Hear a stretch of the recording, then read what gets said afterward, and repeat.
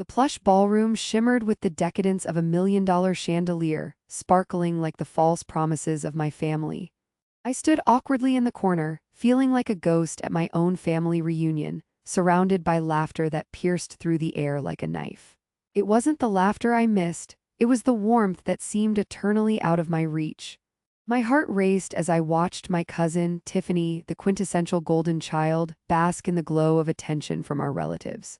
Dressed in designer clothes and draped in the kind of confidence only money can buy, she captivated everyone around her except me.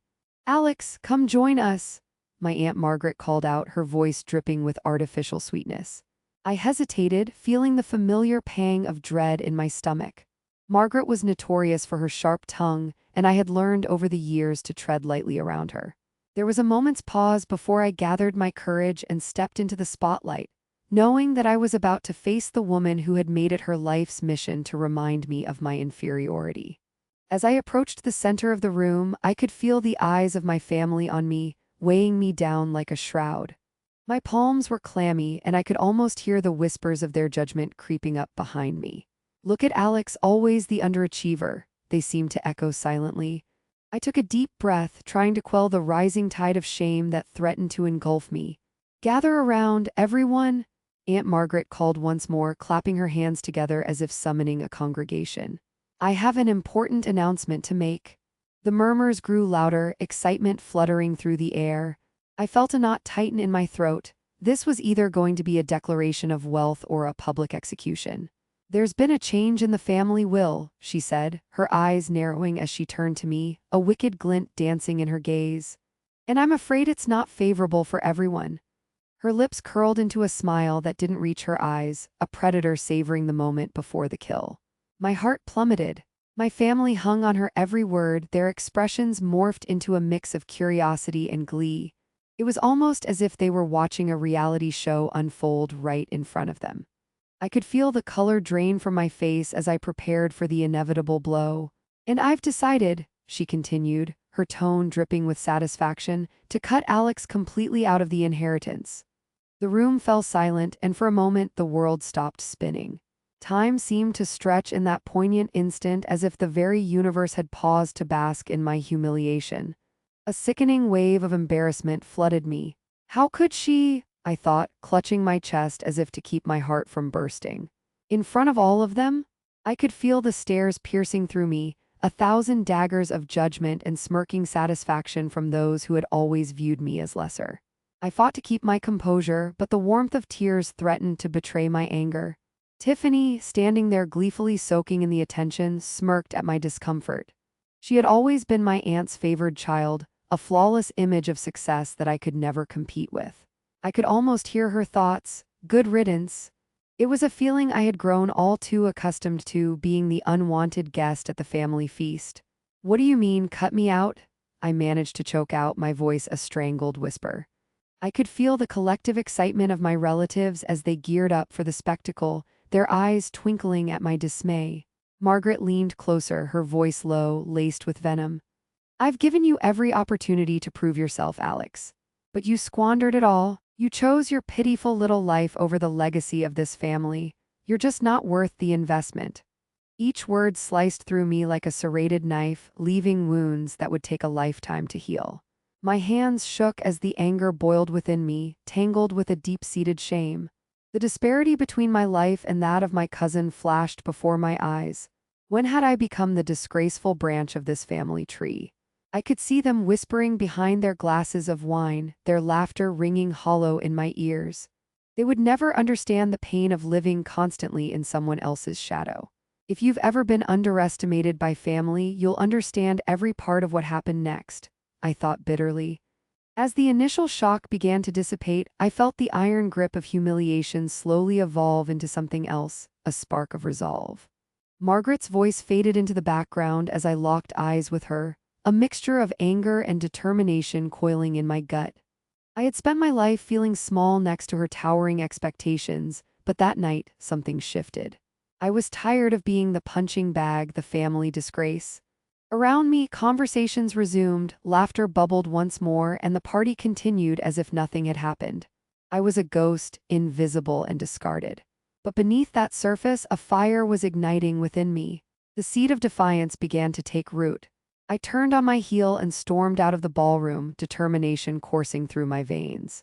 I would not let this humiliation define me.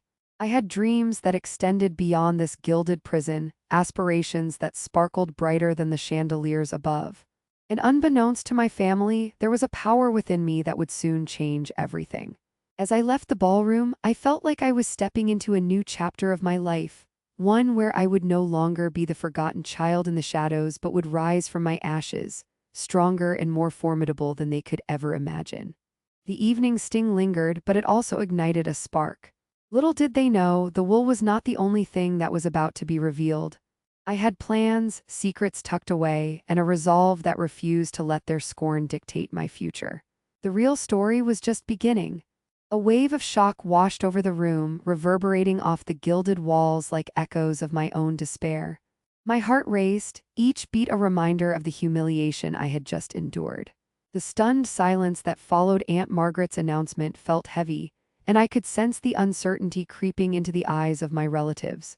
But soon, a low murmur began to rise, fueled by the insatiable curiosity that had always characterized my family gatherings. "Did you hear that? Completely cut out," one of my aunts whispered, her voice laced with a mixture of disbelief and delight. I could see the glimmer of excitement in their eyes, their hunger for gossip palpable. I wanted to scream, to rebuke them for their cruel interest, but my voice was lodged somewhere deep in my throat, tangled with fury and hurt. Tiffany, standing nearby, relished every moment. She leaned in closer to her mother, her blue designer dress shimmering in the ballroom light. "I always knew Alex was a failure," she murmured, just loud enough for me to hear. "What did he expect? To inherit something he never earned?" Her laughter was sharp, cutting through the air like glass. I forced myself to breathe, to ground myself against the rising tide of emotions. The shame I felt was suffocating, but beneath it lay an ember of anger. My mind raced back to the countless times Aunt Margaret had belittled me throughout my life, snide remarks about my career choices, the way she compared me to Tiffany as if I were a shadow, always trailing behind her brilliance.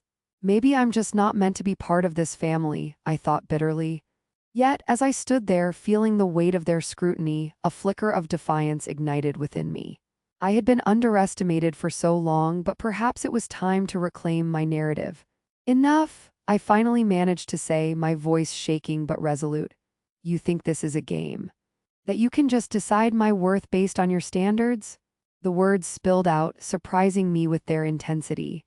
Margaret's expression shifted slightly, a flicker of annoyance breaking through her facade of control. "Oh, Alex, don't make this more dramatic than it needs to be," she replied, her tone condescending. I took a step closer to her, emboldened. "Dramatic? You've made a spectacle of me. You've always put me on display, ready for family judgment, but I'm done playing your games." Gasps erupted from the crowd, and for a brief moment I felt a thrill of power surge through me. The weight of their expectations began to lift, replaced by a rising tide of strength. "Alex," Aunt Margaret said, her voice dropping to a mocking whisper, "you're nothing without our family's legacy. You should be grateful for the little we've ever given you." "Grateful?" I shot back, incredulous. "For being humiliated, for being told I'm worthless?" My heart raced as I realized this was the first time I had confronted her so directly. The thrill of being unshackled from their disdain fueled my courage. As I scanned the crowd, I noticed the varying expressions on the faces of my relatives. Some looked shocked, others entertained, and a few seemed genuinely concerned.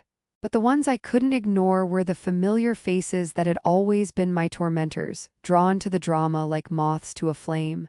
"Let's be honest," I continued, my voice steadying. "You've always treated me like a second-class citizen in this family, and I'm tired of pretending it doesn't hurt." Something shifted in the room, a subtle but undeniable tension hung in the air. It was as if I had pulled back a curtain, revealing the raw underbelly of our family dynamics. It wasn't just Aunt Margaret's cruelty that had defined my life. It was the complicity of every one of them in allowing her to wield that power over me. "You're right about one thing," I said, taking a deep breath.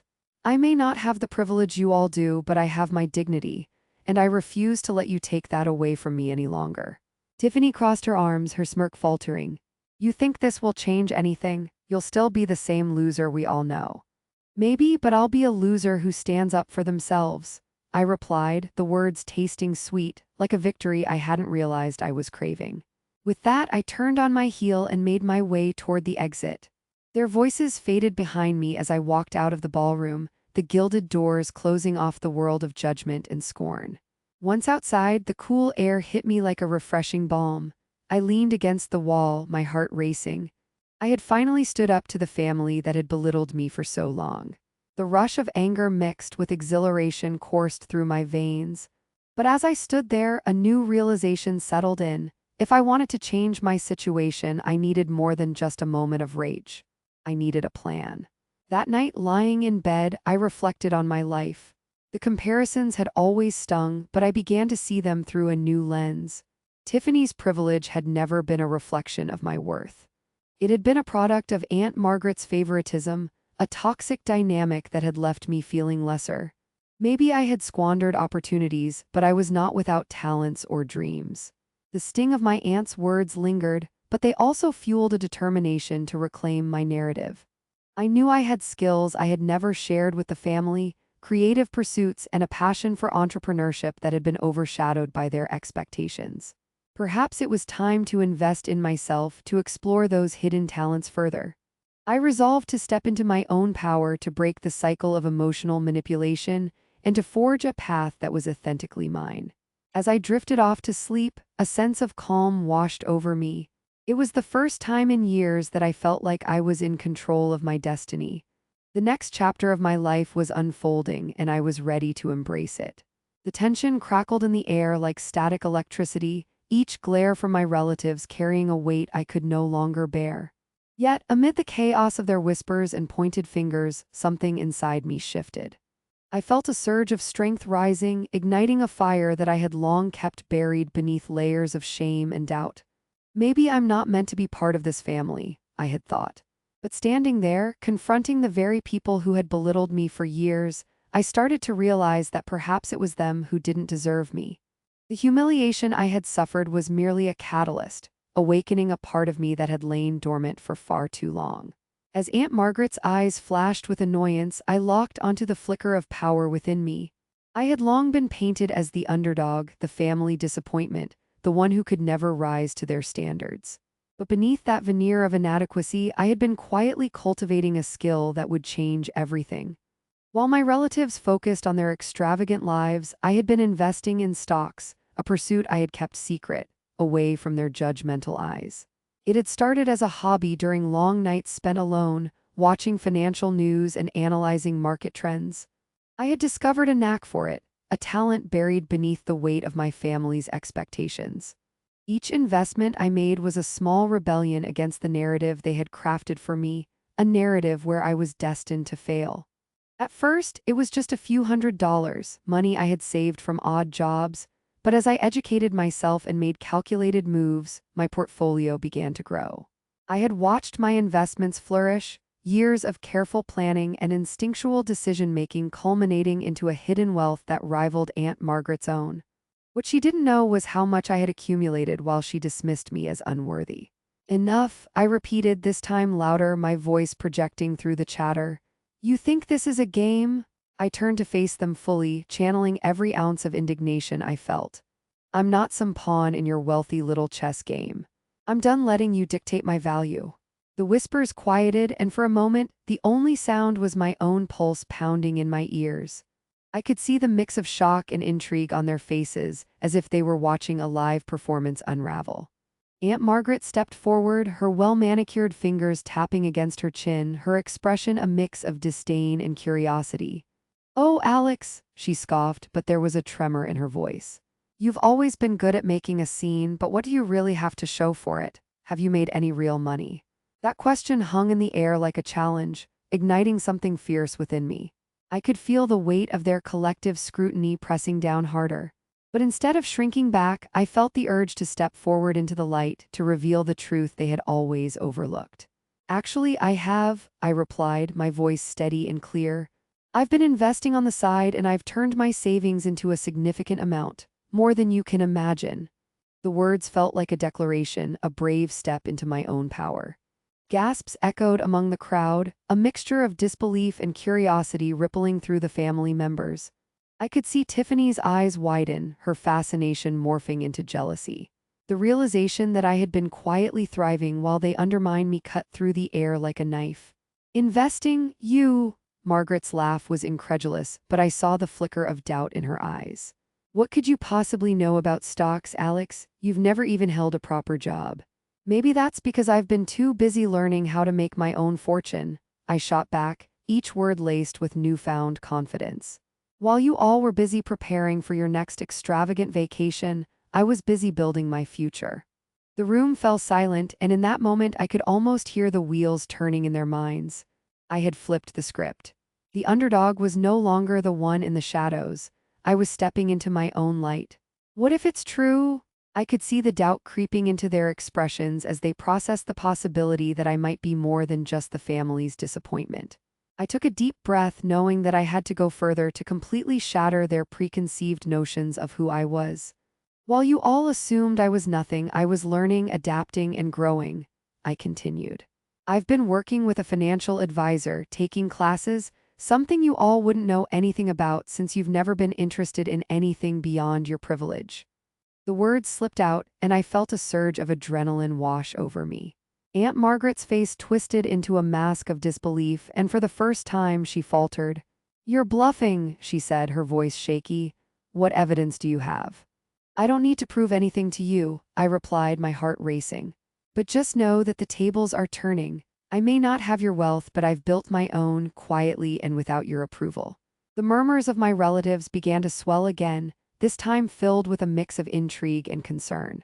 I could sense the tides shifting, the narrative of my life slowly being rewritten. My family had built their empire on the back of their wealth, but I was ready to forge my own path, one they could never take away from me. Realizing the power I possessed both in my words and newfound financial independence, I stood taller, ready to take on whatever they might throw my way. I would not allow myself to be belittled any longer. I was no longer the underdog, I was a contender, and I would fight for my rightful place. Tiffany's expression was painted with envy and disbelief, and I couldn't help but relish in her discomfort. This was just the beginning. With my head held high, I felt the weight of their judgments begin to lift. The next confrontation loomed on the horizon, one where I would unveil the full extent of my hidden wealth, and I could hardly wait for the moment when the truth would shatter their expectations completely. As I looked around the room, I knew that my journey was far from over. It was only just beginning. The silence that enveloped the room was almost tangible, a heavy blanket that smothered the whispers and gasps that had erupted just moments before. I could feel the weight of my relatives' disbelief pressing down on me, a mixture of shock and curiosity swirling in the air like a storm ready to break. I stood there, my heart racing, but this time it was different. I wasn't just an outsider looking in, I was ready to claim my place. "Let me make this clear," I began, my voice steady, cutting through the tension.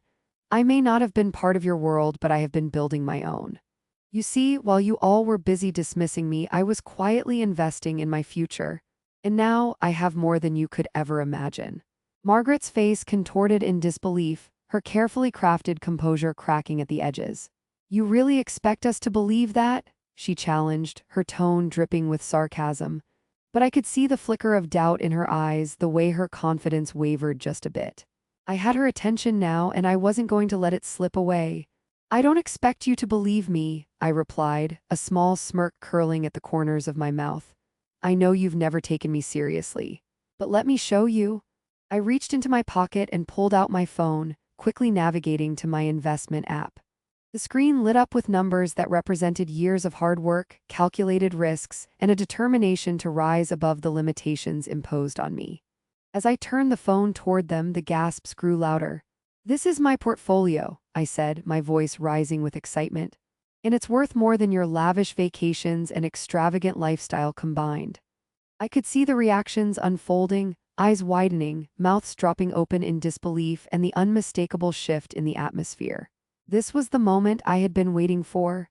Aunt Margaret's face turned a shade paler, and I could feel the shift in the room as my relatives processed the implications of my revelation. They had built their lives on the assumption that I was nothing, that I would never amount to anything. But here I was, ready to turn that narrative on its head. Alex, this is absurd, Tiffany finally chimed in, her voice shaky yet defiant. You're just a nobody, you don't belong here, and you certainly don't deserve any part of this family's legacy. The venom in her words only fueled my resolve. I had spent years being belittled and underestimated, but now I had the power to change that perception. Maybe it's time you all understood the truth, I said, my voice unwavering. I've been the one supporting this family behind the scenes. Every time you flaunted your wealth, I was the one ensuring the family's investments were secure, the one keeping things afloat while you all indulged in your excess. The will is written in my favor, Aunt Margaret. I'm the true heir to this fortune. The room fell into a stunned silence, the reality of my words sinking in like a stone dropped into still water, sending ripples of disbelief across the faces of my relatives.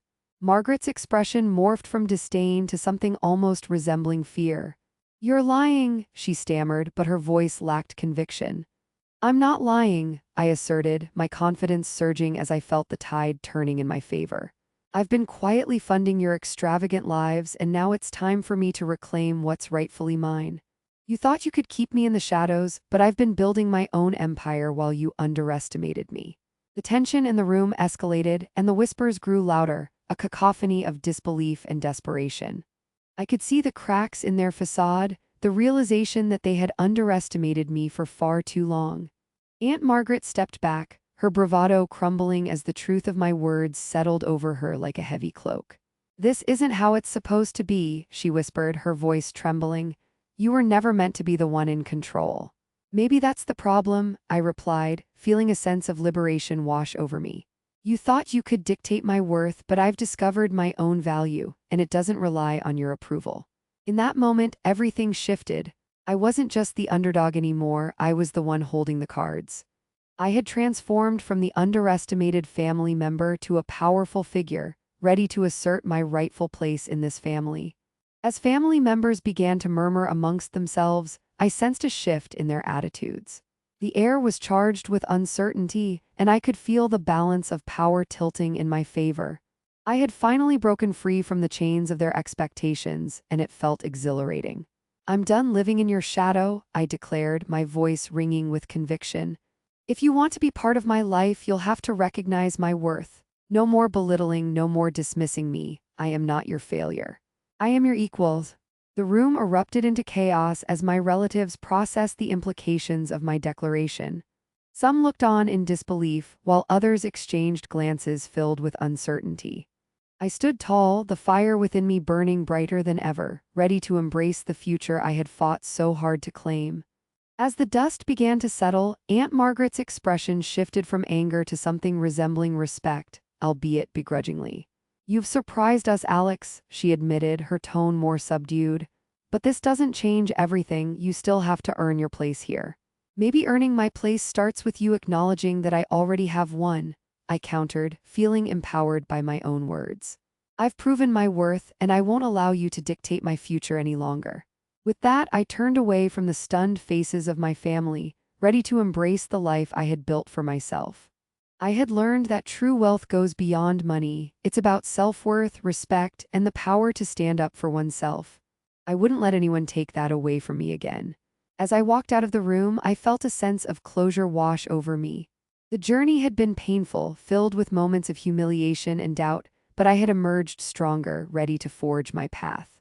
If you enjoyed this story, subscribe for more stories where the underdog finally gets the justice they deserve, I thought, a smile creeping across my face as I stepped into the light, leaving the shadows of my past behind.